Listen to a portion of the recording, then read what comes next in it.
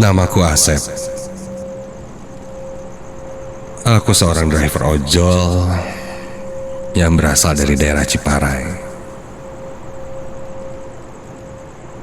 Biasanya aku mencari orderan di tengah kota Bandung. Hampir setiap hari, dari siang sampai malam, aku mencari orderan dengan mobilku itu. Sampai aku mengalami kejadian ini kurang lebih beberapa bulan yang lalu. Ketika itu aku mendapatkan orderan dari seorang perempuan. Titik jemputnya berada di sekitar daerah Dago, dan titik antarnya ke daerah Ciparai. Bisa dibilang cukup jauh. Namun karena sekalian arah pulang, aku iakan orderan itu dan mulai menjemput perempuan yang bernama, sebut saja, Dewi.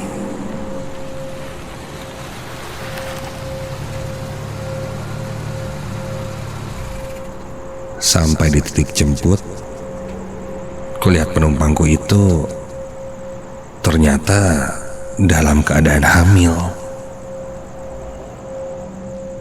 Aku lalu membukakan pintu untuknya, dan dia pun masuk duduk di jok tengah. Perutnya terlihat sudah besar. Tak lama setelah masuk, mobil pun melaju menuju titik antar ke daerah Ciparai.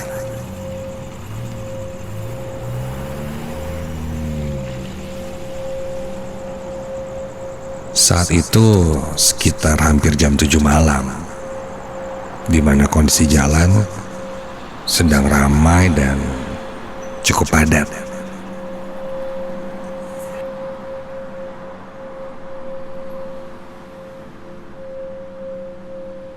Di tengah perjalanan,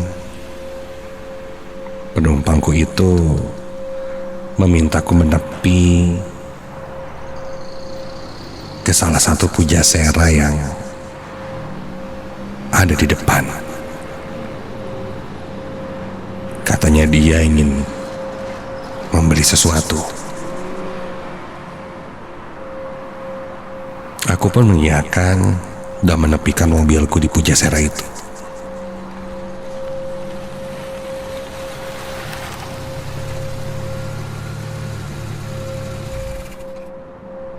Setelah kuparkirkan, penumpangku itu turun dan masuk ke area pujasera, sedang aku menunggunya di dalam mobil.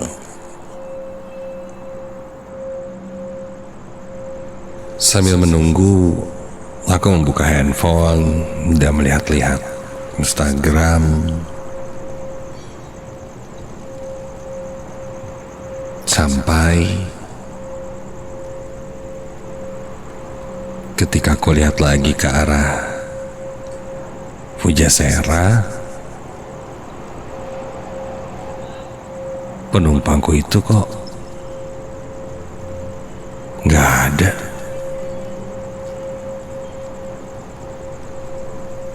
Kuperhatikan kiri kanan. Aduh, ini jangan-jangan kabur lagi. Buru-buru aku turun dari mobil. Setelah itu, aku masuk ke area pujasera untuk melihat-lihat ke sekitar. Perempuan ini hamil cukup besar, jadi tak mungkin tidak terlihat mencolok. Bahkan aku sampai menanyakan ke orang-orang di sekitar sana apakah melihat perempuan hamil yang cukup besar masuk ke sini dan memakai daster, lalu kardigan berwarna gelap. Namun setiap orang yang kutanyakan, mereka menggelengkan kepalanya, tidak tahu, tidak melihat. Sial. Meleng dikit, kabur tuh. Sudahlah. Aku pun kembali ke mobil. Dan ketika menuju ke arah mobil,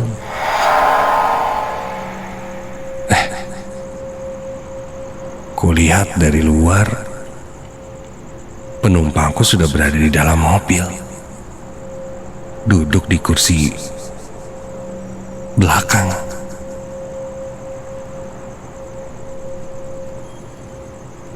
Memang saat itu aku tidak mengunci pintu ketika aku masuk ke ruang Pujasera. Buru-buru aku masuk ke dalam mobil. Teh, udah dari Pujaseranya?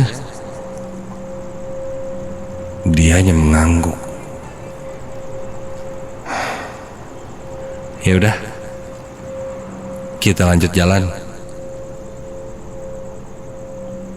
Aneh, tak kulihat dia membawa kresek makanan atau barang yang dia beli di Pujasera.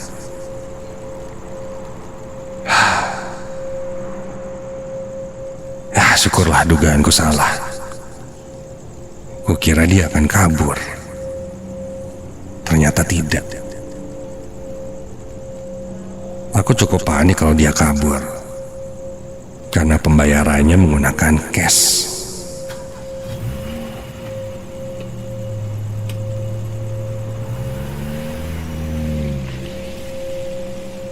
Perjalanan pun berlalu. Selama perjalanan, perempuan itu hanya diam, sesekali melihat ke arah luar jendela, dan aku pun segan untuk menyapanya. Singkat cerita, kami sampai di daerah Dayakolot. Jalanan kala itu sudah sepi. Hanya beberapa kendaraan saja yang melintas. Padahal baru jam 8 malam. Tumben. Dan tiba-tiba perempuan itu bertanya padaku.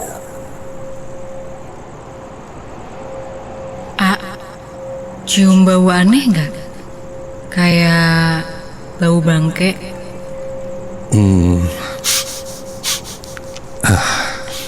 Iya sih. Bau. Kayaknya sampah bekas banjir kali ya, Teh. Kemarin kan hujan besar di sini. Bukan deh, kayaknya baunya dari belakang. Dari belakang. Aku pun coba mengendus-endus lagi, menengokkan sedikit kepalaku ke belakang. Iya sih, baunya dari dalam mobil. Dan sepertinya dari arah belakang. Saya buka aja, Teh, jendelanya. Aku pun membuka sedikit kaca jendela agar bau-bau itu hilang terbawa angin keluar. Aku masih terus menyetir menuju titik tujuan. Kulihat sih 18 menit lagi sampai di titik tujuan. Namun di tengah perjalanan, aku merasa mendengar atap mobilku seperti kejatuhan sesuatu yang cukup besar, karena suaranya keras.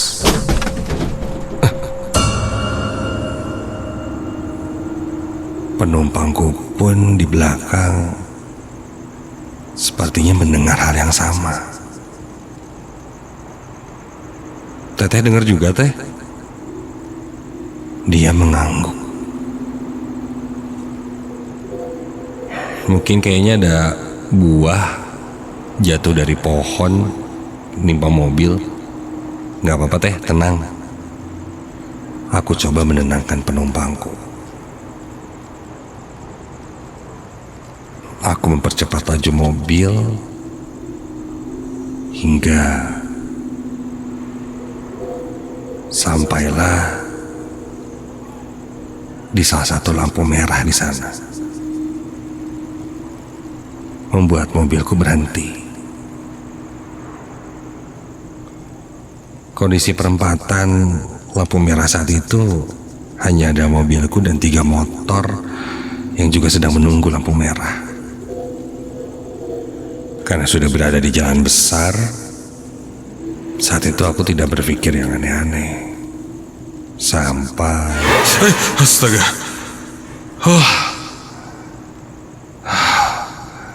Di sebelahku tiba-tiba saja ada pengemis yang menjulurkan tangannya masuk ke dalam mobil, yang kebetulan saat itu kaca mobil sedang kubuka.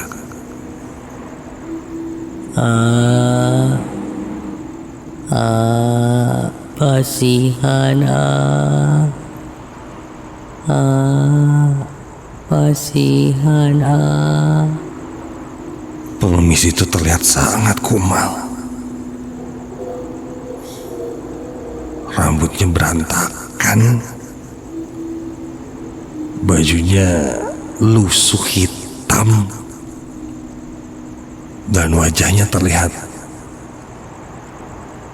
sangat kurus,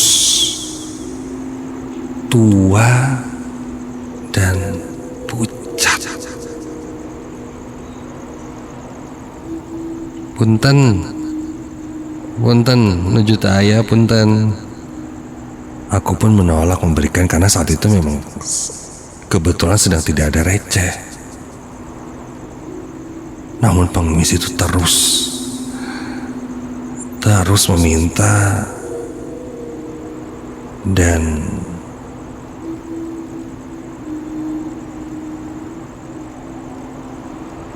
tangan yang terjulur masuk ke dalam mobil terlihat menunjuk-nunjuk penumpangku yang berada di belakang. Pasihan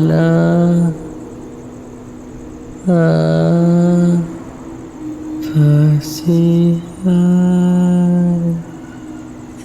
Penumpang yang ada di belakangku terlihat panik, menepuk-nepuk jokku seakan memberi isyarat untuk menutup jendelanya.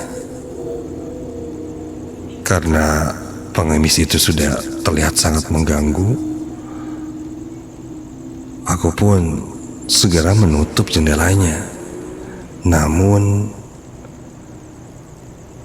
tangan pengemis itu menghalangi jendela. Bahkan ketika aku tutup, pengemis itu menahan jendelanya agar terus terbuka. Dan seketika tiba-tiba tercium bau busuk seperti bangkai menyeruak, berasal dari orang itu.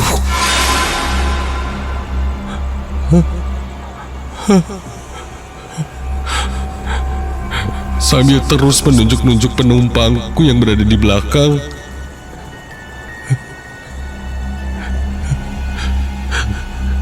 kini terdengar suara pengemis itu terkekeh seperti tertawa. Dan kini tertawanya terdengar seperti seorang perempuan. Rambutnya yang berantakan, kini terasa lebih panjang dari sebelumnya. Iya, sosok pengemis itu berubah wujud.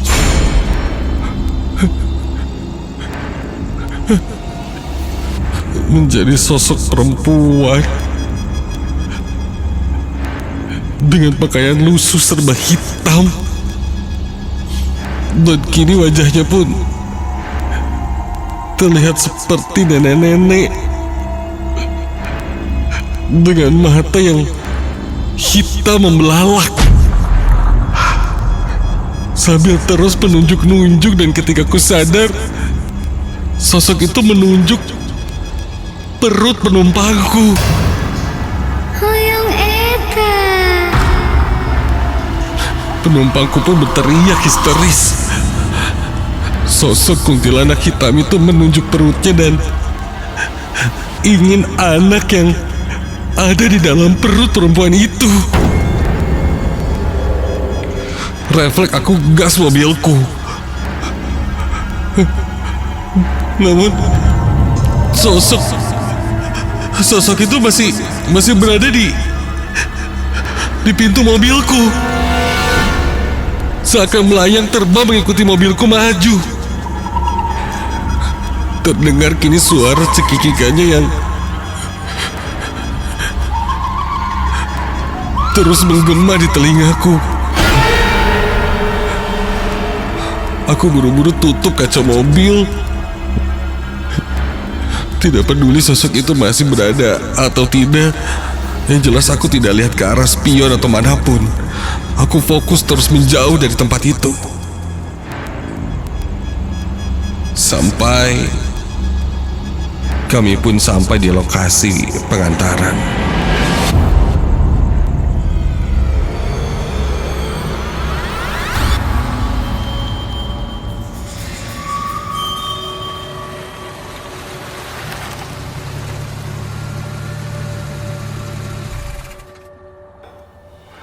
Penumpangku yang nampak pucat duduk dengan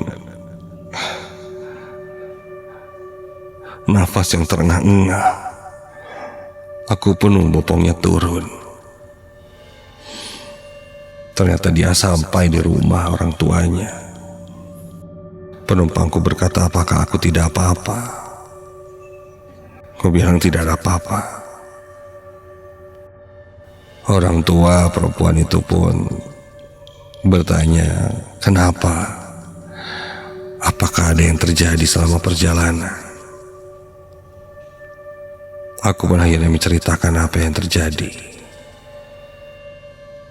Perempuan itu bilang dia pun lupa memakai panglai yang biasanya dipakai oleh orang hamil untuk terhindar dari hal-hal seperti itu. Ketika sedang hamil, memang seringkali ada sosok-sosok yang tertarik meminta isi yang ada di dalamnya. Amit-amit jabang bayi. Semoga hal seperti ini tidak menimpa kalian. Selama perjalanan pulang dari sana, bulu kuduku tak henti-hentinya berdiri, merinding. Sebuah kejadian yang tak terduga. Dan sepertinya sosok tersebut sudah ikut dengan perempuan itu dari dagu. Karena aku ingat ketika itu, ketika aku menjemputnya, dia menunggu di depan sebuah pohon yang sangat besar dan rindang. Dan mungkin sosok itu berasal dari pohon itu.